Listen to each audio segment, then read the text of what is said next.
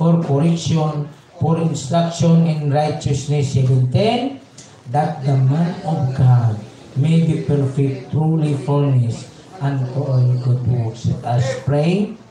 Kanimo, Diyos, sa sining nga yari kami sa imong balay lugpuan subong. Salamat sa panahon na imong ginatag sa amon.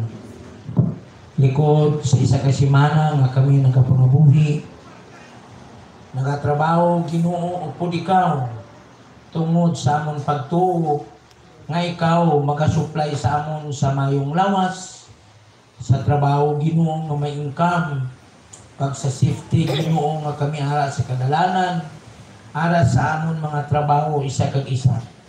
Salamat o Diyos sa tanan nga mga bagay nga imong ginatag sa imong mga anak. Yari karon mga tuon kami sa imong pulong. Salamat sining mga flocks nga imong ginatag sa sining nga duog. Salamat man Ginoo nga gintagani mo ko pribilehiyo sa pagtudlo sa ila. Kay imong man akong alagad, igo gid lamang ako sa pagtuman kag sa pagpamati sa buot ning ipabuhat sa akon. Ginoo, hindi ko ini mahimo sa pagtudlo sa ila kun way ikaw. Through your Holy Spirit that you sealed us. Ikaw ang katatlong persona nga Dios nga among nagatudlo sa akon kag sa imong mga kaanakan sa paghimo sa mga maayo nga mga buhat. Tago ako sa imong balaang cross.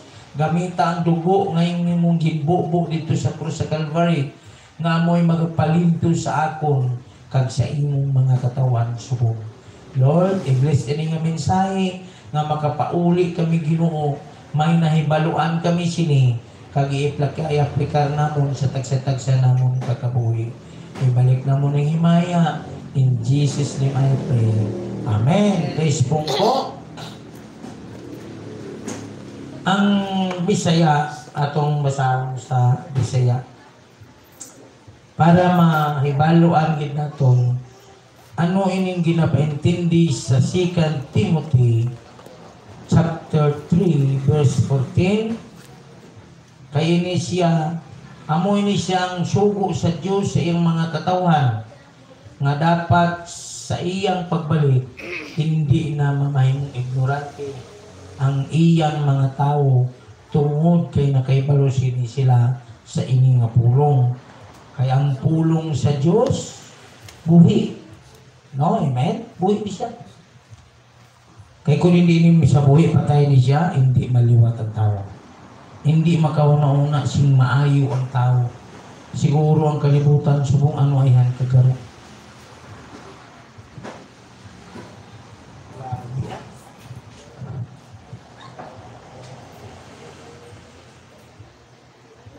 Pilit 3:16 3:14 ano ang ba niya?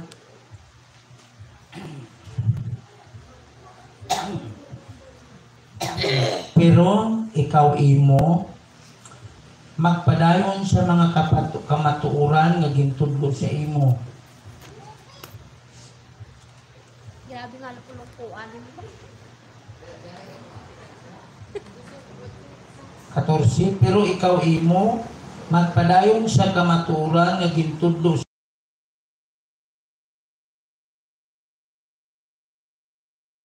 ka kung sino ang imo nga manunudlo. Verse 15, kag dumduma nga sugod sang bata pa ikaw, nakahibalon ikaw sang balaan nga mga kasulatan nga makahatag sa imo sing kaalam padulong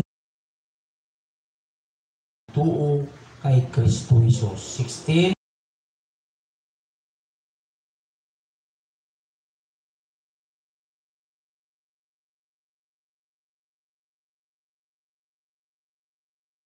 sa mga sayo kag sa pagtudlo sa matarong nga pagkabuhi. Verse 17, agud nga ang tawo nga nag-aalagad sa Dios masangkapan kag mangintakos sa paghimo sa maayo nga buhat. Amen, George? Intindi ka mo? Imo. Ano ba niya sa verse 14? Hindi kay tanan